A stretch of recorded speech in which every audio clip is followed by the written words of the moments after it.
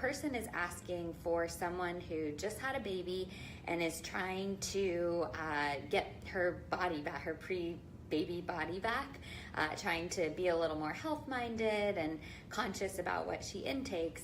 But her husband is on the other end of the spectrum, really needs to gain weight or at least not lose weight, and is a less healthy eater. So she's eating out 3 to 4 times a week, and she is wondering what to cook at home. So let me tell you, I've never had a baby, but I totally relate to this question. My husband, if he's watching, he'll probably roll his eyes, but he knows it's true. He has the metabolism of, like, I don't know, rocket fire. He has an amazing metabolism. His whole family does. And he runs a lot. So he runs, I don't know how much he runs now, but way more than the average person. But honestly, I exercise more than him.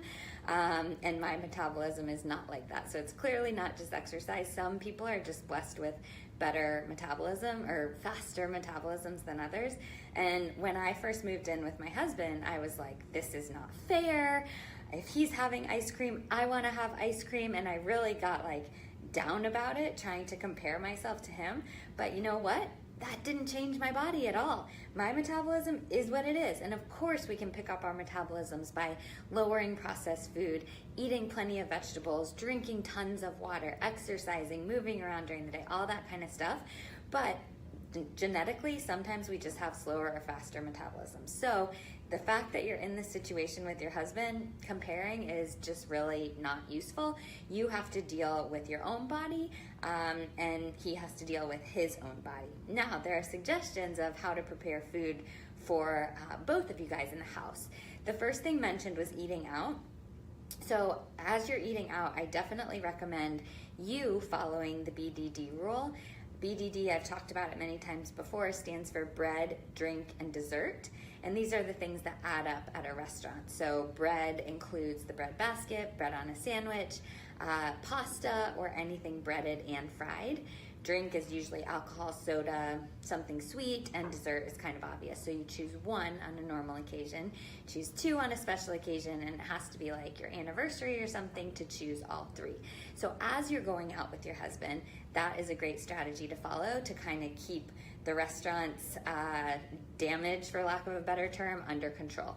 Now, it is clear that eating at restaurants is less healthy than eating at home, but we live in 2017. The fact is, some of us go to restaurants regularly, and that can be okay, as long as you're strategic about it. Now, when you're cooking at home, this is where it gets really hard, because you don't want to make like a salad, and then your husband's either really hungry or your husband's losing weight, and you don't want that to happen.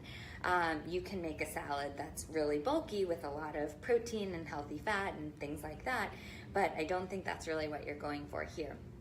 What I suggest is to have the center of the plate item be the same. So whatever you're making that's like the main dish, that's the same. And you serve yourself maybe about half the portion of him as you do him. But if you serve that on the plate and everything else is the same, then your plate's gonna look really sad and empty, and I don't want you to feel sad and empty.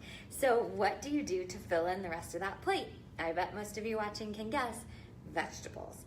Tons and tons and tons of vegetables. So if I were you, I would roast a bunch of vegetables at the beginning of the week. I do this almost every week during my Sunday food prep. This week I made a pan of cauliflower and Brussels sprouts. Sometimes it's zucchini, broccoli, asparagus, broccoli slaw, whatever it is. And I just make a pan or 2 and keep that stuff in a Tupperware, and I add it to whenever I need it. This morning my meal plan didn't include breakfast for Friday because whatever, too long of a story, but I had roasted vegetables with some eggs, and it was really nice to have those leftover roasted vegetables there. So I really recommend you fill up the rest of your plate with those vegetables. Your plate should be about half to 2/3 of vegetables, which seems like a lot, but trust me, you'll get hooked over time, and roasting vegetables honestly makes everything else more delicious. They're caramelized and crispy and really, really nice. And then his plate could be like 1/3 vegetables, half the main dish, the center of the plate thing, whether that's meat or some other kind of protein or some kind of salad or dish stir fry that you're putting together, whatever it is. His plate can be about half that, about a third vegetables, and then whatever the remainder is, that wasn't very good math, like a sixth or whatever is left over of whatever, so healthy fat like an avocado or nuts or olives or something like that. For his plate. Your plate then would be 1/2 to 2/3 vegetables, with the remainder the center of the plate and some more of that healthy fat as well. So here are some options of how to do this. Last night, for example, I had a chicken and vegetable soup. I make a crock pot soup all the time during the fall and the winter. And the soup had, I'm going to see if I can remember, chicken, red pepper, onion, carrots, zucchini, celery, I think broccoli slaw, I don't really remember, but just a bunch of veggies in there, and then garlic and some spices and some diced tomatoes and things like that. Now, I served myself a pretty sizable bowl of this soup because it's chicken and vegetables and all kinds of amazing good stuff, and I like to eat a lot of volume. And I put some extra some spice blend on top, and some nutritional yeast, and a few crumbled siete tortilla chips, which are grain-free tortilla chips. Now, my husband, I should have taken a picture of his bowl. He put like a ton of regular tortilla chips and cheese. He does fine with dairy, so fine. He put a bunch of cheese on there and probably like a whole avocado on his soup, and he had a bigger portion of soup to start out with. So that works perfectly for us. I get exactly what I need, which is protein and vegetables with a little flavor. He gets a more dense meal, and I didn't have to cook anything separate. Another suggestion along these lines are always to add pasta. This is the only time you'll ever hear me suggesting add pasta. But if your husband's trying to gain weight or trying to not lose weight, pasta is one of the best things to pack on the pounds. Those refined carbohydrates are really good. Now, to preserve his health, I don't want him to have just a bowl of pasta with no protein or healthy fat. I want him to have the other stuff as well. But if you make up a big bowl of pasta or pot of pasta at the beginning of the week, you could just toss the pasta on whatever your center of the plate thing is for him, and then for you, you can add extra veggies, and you're still only cooking one main dish, but his plate is filled with pasta, your plate is full of veggies. And then the last suggestion is make it up with the extras. So like I mentioned, when I first moved in with my husband, he ate a giant bowl of ice cream every night, and I am talking probably like 5 or 6 servings a night, maybe more, I don't know, I've never measured. But I felt really deprived. I was like, that's no fair. I want to have ice cream too. I love ice cream.